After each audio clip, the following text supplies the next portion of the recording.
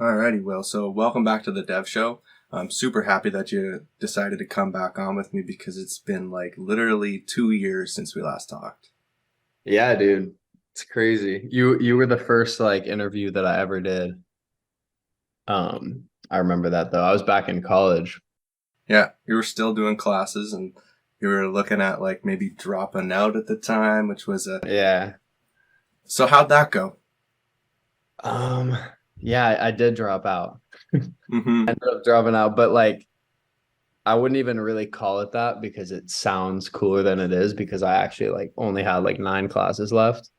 Yeah. And I was trying to take them. So like, all my friends left school and I don't want to stick around. I was already kind of like trying to get out of there in a way. Like Mm-hmm. I went to Penn State. I loved it, but I was trying to work and like I just knew what I wanted to do. And like I knew that had absolutely nothing to do with like my major or school or anything. So Mm-hmm. I was definitely not gonna like stick around for a fifth year. Um, so I took some classes like online last fall, and that's kind of right when the music video stuff was starting and like progressing and stuff. It's before I was doing like big artists, but Yeah. um I was building it up. So like I Mm-hmm. failed all three of those classes and I was just like, no fucking way, bro. When we talked, you had just said that you were about to buy a cop car. Damn, that's when so that must have been right before 2021 summer. Yeah. And I think it was May 2021. Got it. Yeah, wow, that's crazy. I did buy the cop car. I'm Yeah, you sure you did. saw it. Yeah. I left it at my parents' crib back in LA. I moved to New York for the last year Yeah. and a half, but yeah, they're like begging me to get rid of it just because it's been sitting there for like 2 years now. That's crazy. And so that was one of the first like actual series style things that you did, which of course we know turns into something good in the end. Hmm. And that was where like one of your first collaborations with Bryce Hall, like that took place. Was that your first ever collab, or like had you done anything to that level before? That was definitely the biggest one by far at the time. And that was kind of a Mhm. crazy, yeah, that's so weird that there's so much to catch up on. Uh Yeah. Like I had done Corey Funk before that, if you know Okay. him or if anybody knows the Funk Bros. They were my favorite YouTubers like growing up, like one of the people that I watched because I just love like stunts and shit like that. So they're Yeah. like crazy Nitro Circus scooter rider guys. And like I made a TikTok series asking them to collab in 2020 and they like hit me up and that was cool. That was my first being like, oh, like I'm like doing a YouTube collab. Like that's how I thought Yeah. of it at the time. And then when Bryce came around, that was the biggest one though, for At sure. the And time. it's so funny to look back on that Yeah. content because it's so different than what I'm doing right now. But I'm Yeah. almost trying to go back into that and like pull from it just because like that was before it was my job. And I kind Yeah. of missed that like that grind of like just doing whatever I wanted versus like Yeah. feeling like I gotta make money off it or provide Yeah. something for someone. But you definitely had like a pathway that you took, and you can see where the winds and the turns are. Like from there, you went more into like doing things with strangers, right? Like that was hot at the time, and And that that was was something that a lot of people enjoyed. And that is where you started doing the music videos for strangers, and then like Kablam was like it was right there. And since then, it's just taken off. And congratulations, by the way, dude! Like it's incredible. Appreciate it, bro. For real. You were there, yeah, really from like the beginning stages. Yeah, I mean that's what it's about. It's about seeing like hard work actually come to fruition and pay off, and you know Yeah. you put in the work and then you get the rewards. But I'm sure it's a lot of work though. It's a lot of fucking work for sure. And like it kind of always was. And I'm able to be more consistent now because like I literally don't do anything else. Hmm. And I've also been able to like hire a couple people that are helping me out now. So that's cool. That's pretty recent though. But yeah, it's always been like I remember back when I would just when it was like YouTube vlogs.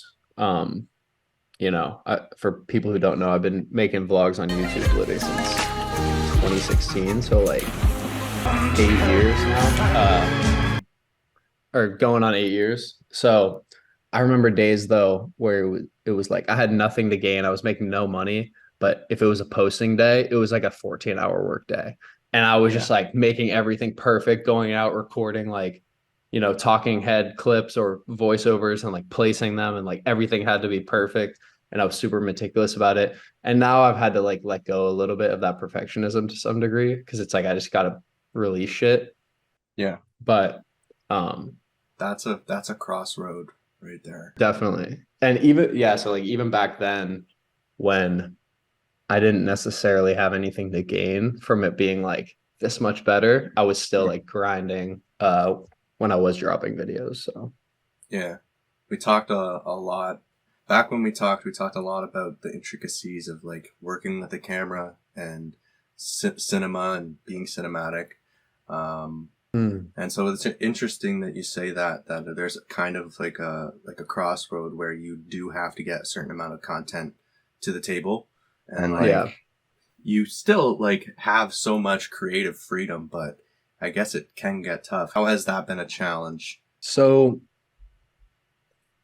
there's kind of like a time deadline thing where now I work with a lot of labels, a lot of artists. There's Mm-hmm. deadlines and people want their video type thing. Yeah, yeah. Uh and like I wish I was the type of person that just like sits there and just grinds everything out. And it's just like I pump out a video a day when I'm editing, but I'm really not Mm-hmm. like that. I'm a lot more like monotonous and kind of distracted and stuff like that. So, I like editing when I feel like editing that project and stuff like that. And obviously that's like a luxury that I've had to like fight against, but it feels good to take it when I can. Mm-hmm. So on a time crunch like level, there's a Yeah, lot of just being like, you know what, fuck that decision. Let's just like go with that. Uh, yeah. go with this version or whatever. Like, maybe it's a color grade that I just like don't have time for and we just like throw it out there. Not like the music video, but like a vlog or a TikTok or something. Yeah, Um, yeah. I saw like a Rick Rubin quote a couple months ago that's like quality over deadlines. And from Mm-hmm. then on, I've kind of even, unless it's like really serious, even if somebody's kind of like pressing, I really try to like not cut any corners though, because Yeah. I just feel like shit lives forever online. And Oh it's yeah. like, what's the difference between posting it today or tomorrow if it's going to be Mm-hmm. up and getting views for 5 years? I'd rather have it be like just like a little bit better. But I think it's healthy to take stuff to like 98% instead of 100 sometimes because that last Yeah. 2% can be like you can kind of go in circles with it a little. Mm-hmm. And I guess we should go ahead and talk about some of the people that you've gotten the chance to work with, because I mean, why not? Like, Let's so do it. most recently, Sexy Red, Yeah. which was fantastic. You seemed absolutely stoked at all times in that video. Did I? Yeah, dude. Yeah. I mean, that was a really crazy one because it was at Penn State and it was like during like a hype weekend. Um, Mm-hmm. but yeah, I was pretty excited the whole time, honestly. It's kind of like the environment just breeds like, holy shit, this is crazy. Also, we had no gauge of like how intense it was going to be when she pulled up to the tailgate. For people who saw that video, we took her to a Penn State tailgate and there were like, thousands of kids everywhere and they were screaming and Yeah. going crazy. We had no security or anything. Like we just like didn't really understand the magnitude of what it was going to be like until we got there and we were like, holy shit. So like that's definitely part of why I came across so like excited on camera. But Oh that was yeah. actually one of my favorite videos we've shot for sure. Just Oh yeah. that the I felt like it was really unique. Just like I've never seen like a rapper that hot that's like her go to, it's like Yeah. just a total world crossover. So I really like doing stuff like that. And she was probably one of the coolest artists I've worked with as well. That's awesome. And of course, you've got working with Bobbi Althoff, right? And that's just Dude, her come up is crazy, but that was also wild because we didn't even know that she was gonna be there or in the video until like we were driving to the hotel to shoot it. Um, Mhm. and we kind of like got a text and we were like, holy shit. Because that was also like kind of her moment right when she blew up. So Yeah. that was perfect. I wanted to talk about another thing that will kind of be more of a throwback, and pulling away from the music aspect. We'll come back to that. But when I was watching your YouTube videos in more depth, I came across you made the short film Hard to Quit, right? And Yeah. so I also, of course, watched our last interview, and we talked a lot about filmmaking. And I just want to know, like, just where the two worlds of music and filmmaking really collide, and if you want to explore filmmaking in its own, like you did with Hard to Quit, which is hilarious, by the way, I gotta say. You liked it? Hell Yeah, it yeah, was bro. funny. Yeah, that was a funny one. My friends Henry and Ty wrote that a couple years ago, but just like about, you know, kids trying to quit juuling and vaping Yeah. and shit. Which we thought was topical and funny. But uh yeah, I'm glad you said that because that's kind of like the direction I want to go with this stuff. Like I love music videos, but I feel like there's like even more to them. And, you know, there's people who do like really cool music, like visual stuff, which I love that stuff. And I would, you know, of course, love to keep pushing my visuals to the fullest, but I really love storytelling.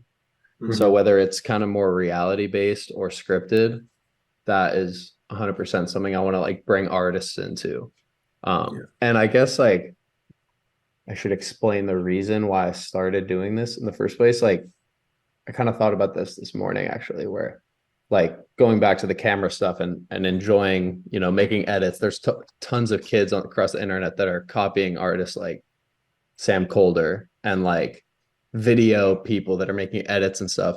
And I kind of realized like how hard it is to stand out in that lane. Yeah. And I also loved music, so I was kind of like, you know, it's almost the same thing. It's just making it with an artist for a specific song and like doing like the most creative visual editing you can. So, and like I just knew that if you attach an artist and a song to it, more people, there's like inherently another reason to care about it versus just like the vibey type videos that you see like on the beach or like edits, you know, like, Yeah. so that's kind of how it like progressed into that for me. But going back to the filmmaking stuff, I actually have some scripts I'm working on right now. Really? That I'm calling like internet films because they're not like textbook short film. They're not like from the film world. It's almost like I want to bend script stuff into the format of social media. Okay. You know, so like I almost kind of view my TikToks as that. You know, there's a lot of debate between whether they're like real or fake when I walk up to people. Oh, sure.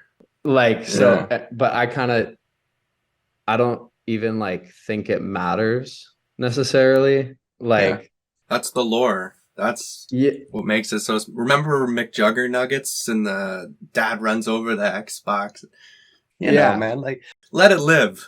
yeah. I kind of just want to bend where people can point to stuff and be like, that's real, but that's fake, and like kind of confuse the audience. But I just want to like entertain the whole time. Like that's kind of like the direction I want to go. Um, I don't know if that all like makes sense or sounds No, confusing it or does. whatever, but It does. yeah, I would love to bring artists into just like, you know, unique scenarios that they've never been before, like the Sexy Red video, and that was more literal. That was more like process oriented, that video, where it's just kind of like showing the craziness of the day. But if you saw the Corday video that I did last month, it was kind of like, it was a little bit more of like a concept, like a almost like a TV show episode. Yeah. And so just like making those scripts better, making those moments better and the concepts and like building on that. But Yeah.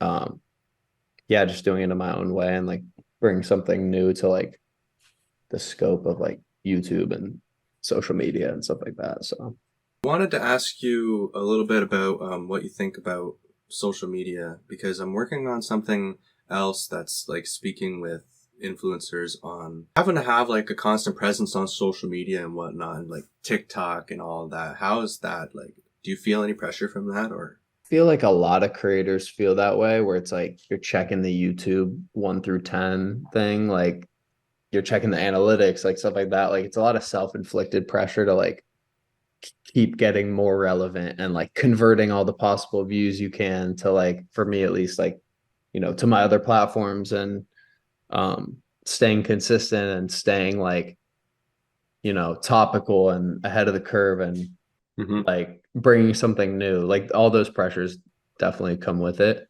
Uh, and that's kind of why, like, I've almost been trying to do like a reset back to the way I used to make content, which was like purely out of like just random fun and interest. But, I found a lot more success doing it the strategic way this year almost, so like, I think there's a cool balance in there, and like pulling the best things from what has allowed like some of my videos this year to get like 20, 30, 40 million views on TikTok and shit. Like pulling all the good stuff from that. Okay, that they think it's cool if like an unknown person's walking up to a famous rapper, like stuff like that. But then just like getting loose with the concepts and like letting more stuff fly is something that I'm working on, because as I said too, like with the perfection thing, that could be a huge bottleneck for putting out content. Even for shit that doesn't matter, like clips of a YouTube video, I'll be like nitpicking it instead of just kind of like just hit it, like throwing darts at the board. So yeah, that's something that I'm working on. Like just letting go of the need to like control every little thing that comes out, and just being able to be more raw and real. I feel like that is going to like alleviate more pressure for me. Yeah.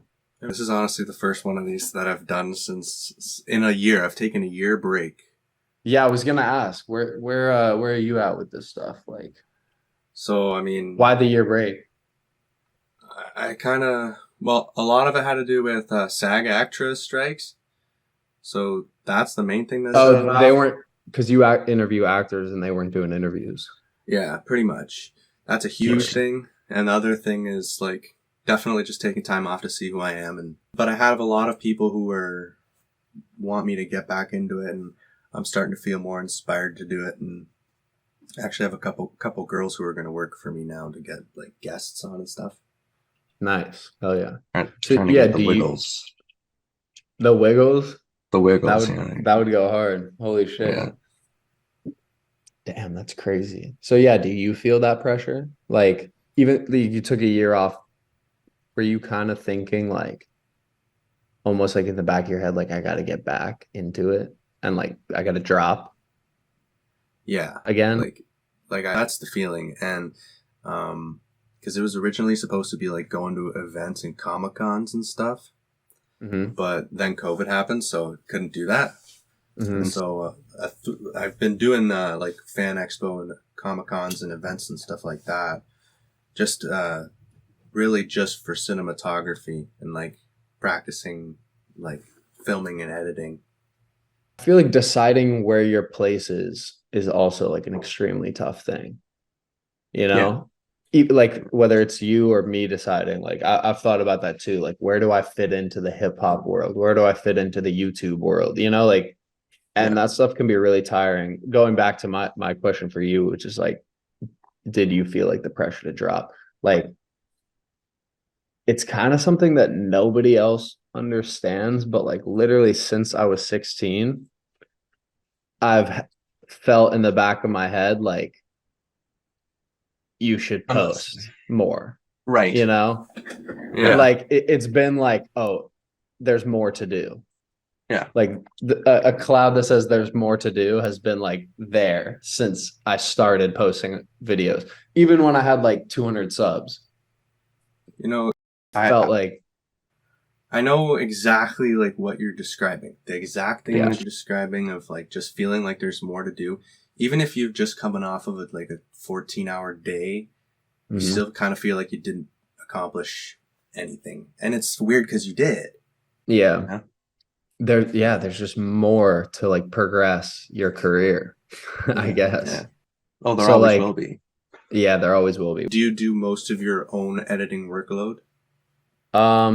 So I did forever until a couple months ago. I started working with um dabbling with editors, here and there. And the thing about my content is like there's the TikTok and then there's the full music video.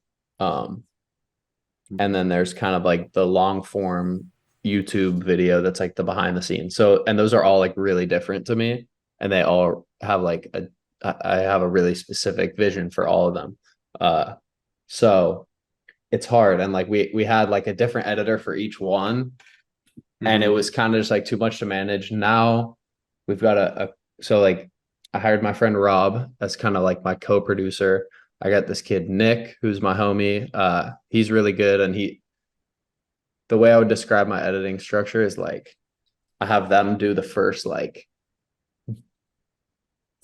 rough chop, like 50% maybe. I don't know Mhm. what the percentage is, but then they send it to me and I like take it to 100. Or, they'll send it to me, I'll work on it a little bit, I'll send it back to them and be like, do this.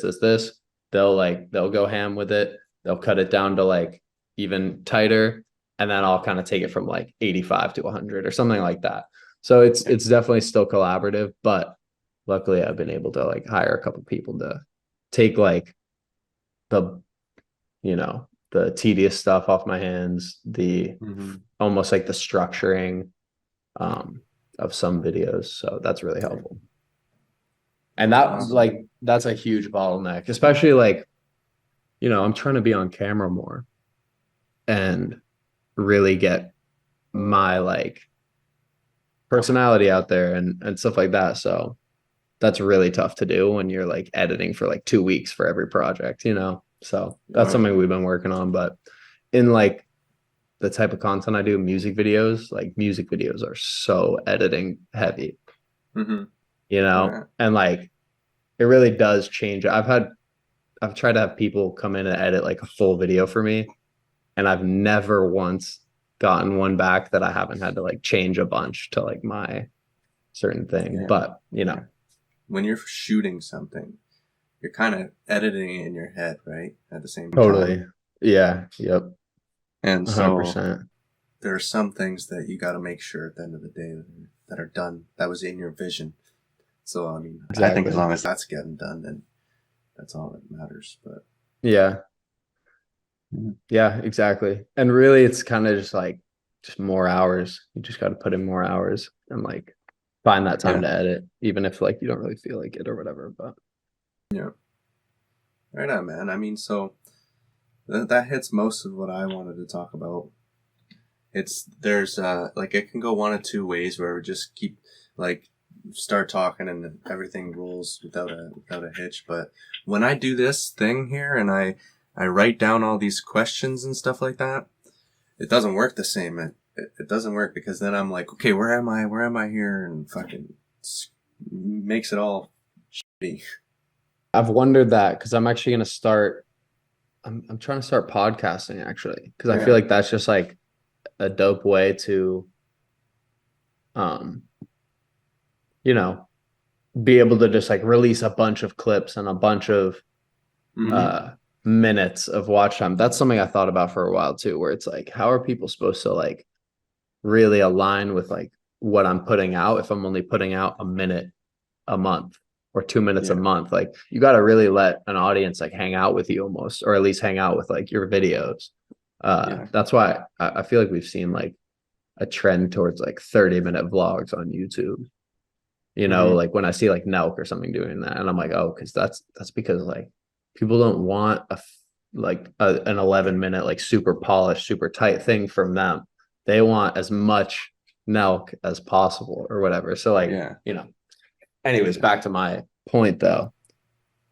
I was wondering if you're like supposed to like write shit down, like questions, because I have a hard time focusing on like that if I'm also just trying to have like a raw, natural conversation. So I guess I'll figure that out. But Yeah. I mean, like what I would say is it's probably good to do it, but you don't necessarily need to have it here to look at. If you're good at memorizing the things, you know, I could go over them a bunch of times before the interview. Yeah. And then just be very like, I don't know, modest with what you put down. Don't write paragraphs because you're not going to be able to sit there reading a paragraph. You just need the cues and whatnot. Yeah, quick notes. But having more than one guest definitely like adds like a back and forth. I've been thinking of adding a co-host so that when I'm like thinking, then they can pick up the slack. Yeah. Do you like doing the Zoom stuff or do you like doing IRL? I would much prefer in real life. Yeah. That And would day be of the sweet, week. dude. You're up in Niagara Falls. Yeah. Maybe Yeah, maybe man. the move would be to like book people in New York, get a studio, and just rip like 5 in a day, and then go back or something. Get a studio in New York, Like rent a peer space or something, you know? and then like, yeah. I mean, fuck could it. You try. could use my apartment if you make it down here. I got all the equipment, and if the ball's rolling, I'll hit you up. Fire. Alrighty. Thank you so much, Will, for joining me, and congratulations on all the success, man. I hope to do another interview in the next 2 years. Yeah, Year. dude. Let's check in like yearly on here. Yeah. Sounds Sounds good. good. you Thank so you for much. having me, bro. Appreciate it. All right.